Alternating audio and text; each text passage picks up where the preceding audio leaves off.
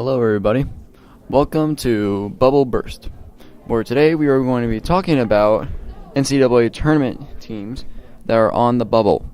I am your host Ethan Becker, and if any of you don't know what a bubble team is a team that could either make or miss the tournament, and that would be a big problem for the schools, as if they make the tournament they would get more players possibly in recruiting and also probably make more money. Now, so let's start with our first bubble team. Our first bubble team is Seton Hall. Seton Hall right now is 17-12. They came off a win last night against the number 16 team in the nation's top 25, Marquette, by a score of 73-64.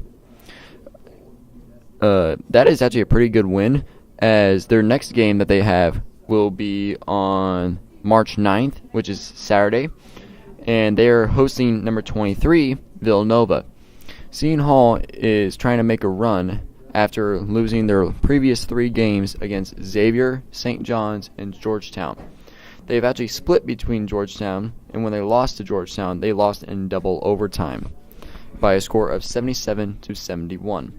So Seton Hall is trying to make it after going a little too far and not being able to win games, as currently in conference they stand about 5th out of 10, and they still have their conference tournament to come up after the Villanova game.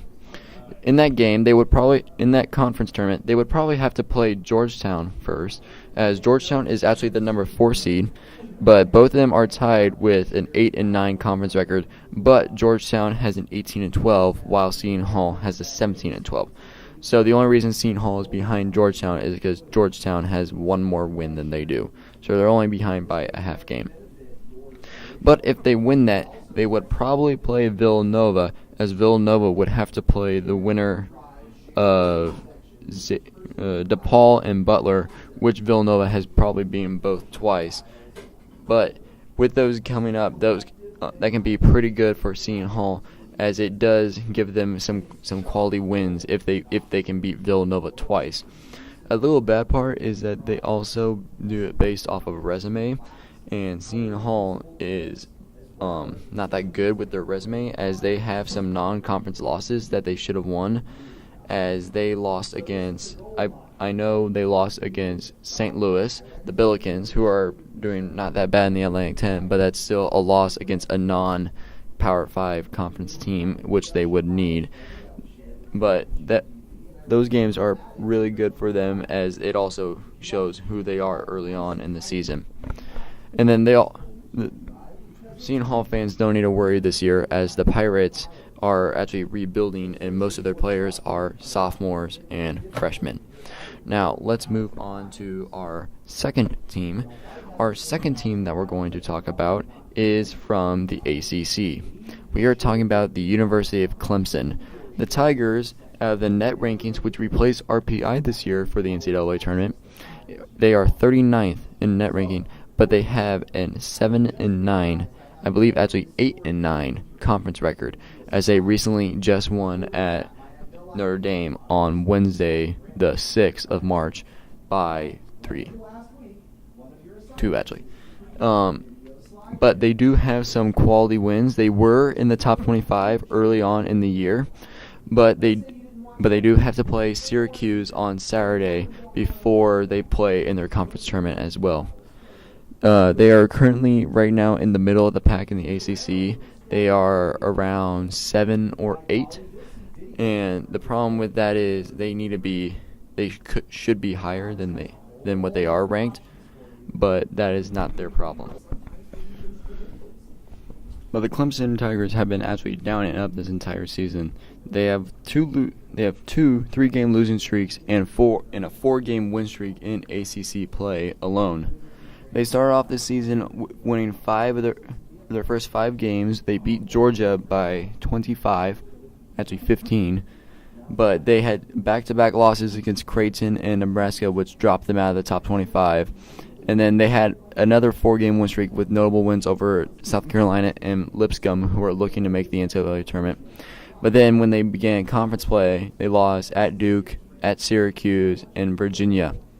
So winning against Syracuse would help them in their in their tournament, as they are actually currently 8th in the ACC, and if they win, they would have to play Virginia or Duke or North Carolina. But it's not like they're not that bad. They recently just lost to North Carolina by only 2 points at home, and North Carolina dominated at Duke when Zion fell out in the first 30 seconds. And also they have a home victory over Virginia Tech, which is another top 25 team. So that helps with their resume. And if they can beat Syracuse, they can make a loop that can help them cement their status into the NCAA tournament, as Syracuse is already a team that should be in. Okay. And then our third team that we're going to talk about is the Crimson Tide from the SEC, the University of Alabama. Yes, they are actually going to be pretty good after, I believe they are 9th in the SEC bracket. They have to play against Arkansas on Saturday after not playing for this entire week.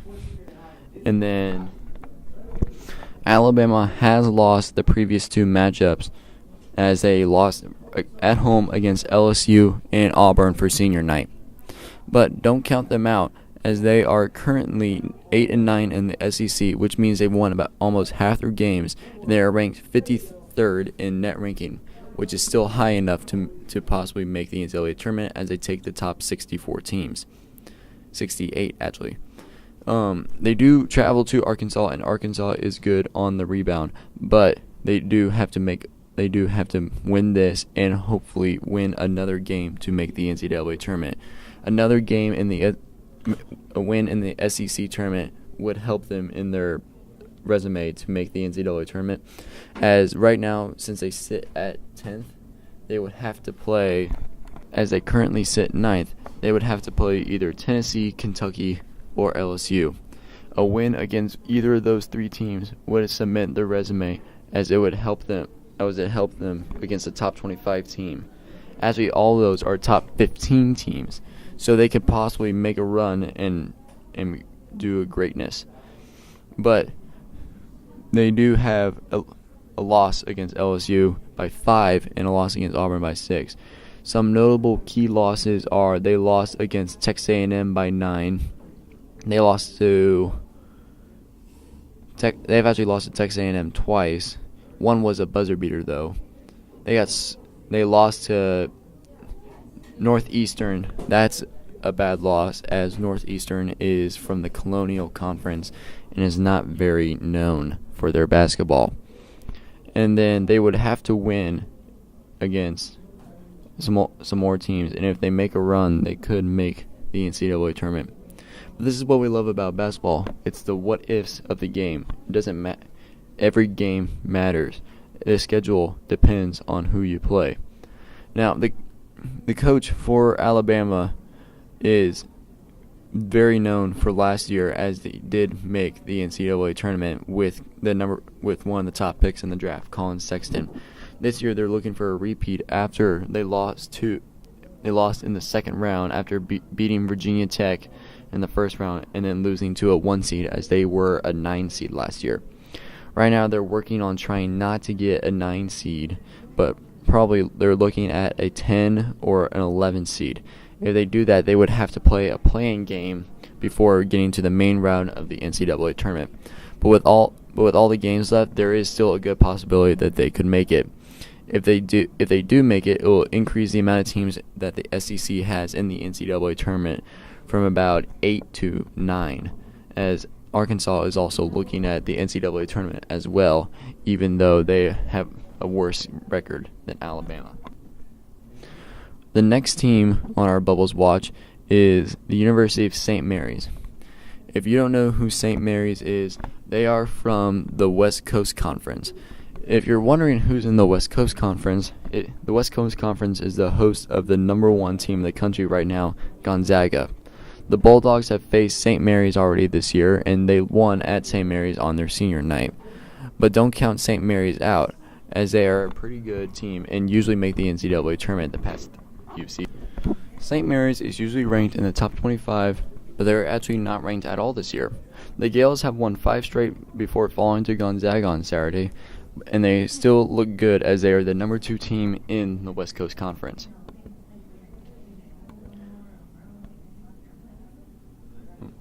They have notable wins early on in the season against a very good Utah State team.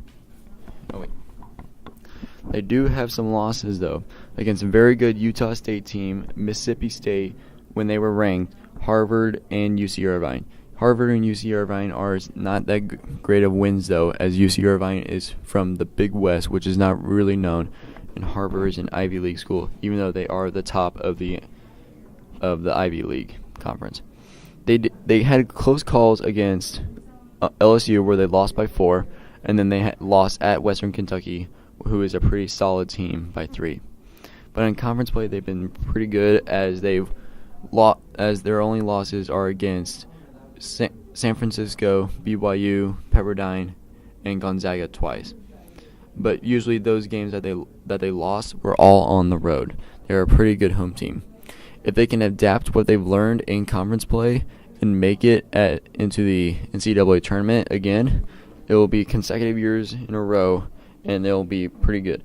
Right now, I'm looking at them to see about a 10 seed. Last year, they were a 7, and they lost in the first round. But if they make it as a 10, I feel like this school will be okay with that, as they are usually a tough team to beat. Although the Gales have 11 losses, they should be pretty good, as they do in every game. The last 3 games that they won, they've held the point. The last 3 games that they won, they've held their opponents to under 50 points, and that is actually pretty good defense, as usually the teams in NCAA basketball average more than 60 points per game. Now, to talk about the last team that for today, we're going to talk about Xavier. Oh, how the mighty have fallen. Xavier was a number 1 seed last year before losing in the second round to Florida State, and Florida State would end up going to the Elite 8. But as Xavier has advanced, they have lost some key players in their recruiting. Last year, they lost one of the top freshmen in the country with Jared Ritter as he transferred to Missouri State to go back home. But don't count Xavier out this year, as they are number 35 in the Power 36 AP poll. Xavier was on a 5-game winning streak with a notable win at home against Villanova by a score of 12. But they recently lost to Butler by 5 at Butler. But they still have to play St. John's again. They won at St. John's the first time by 11, but they will play them Saturday at home for senior night. And Xavier could still make a run in the tournament. They are 3rd in the Big East and would play. They are actually 7th in the Big East, and they would play in the first round against Providence. An easy win against Providence would propel them forward, and they would have to play Marquette. If they can get a win against Marquette, they can use that win to their advantage and get another conference win for their title. They have already played Marquette once this year and lost at home and lost at Marquette as well. They lost at home by 5, 87-82, and they lost at Marquette by 18, 70-52. If they can win, they can at least put that on their resume for a possible NCAA tournament. To me, my thoughts, I don't think Xavier can make it to the NCAA tournament. Xavier is 16-14. The only teams that make it to the NCAA tournament with 14 losses are if they make a run and actually win their conference tournament. So that's the only way for me that I think Xavier can actually make it to the NCAA tournament is if they win their conference. But they would have to make it through Marquette and Villanova just to go, as both teams are top of the Big East with positive conference wins versus everybody else, St. John's and lower, with negative conference records, as everybody else is 8-9 or 6-11 or 6-11. But that doesn't mean you rule them out, as they are still a good squad, as they have had some good they have played some good games this year, as they have lost at Wisconsin, who is now ranked, at Auburn when they were ranked at the time, at San Diego State, who could also make a run, and they also lost to Cincinnati, who's in the top 25 now, and lost against Missouri when they were hot. Thank you for listening to The Bubble Burst. I am Ethan Becker, and I am signing off.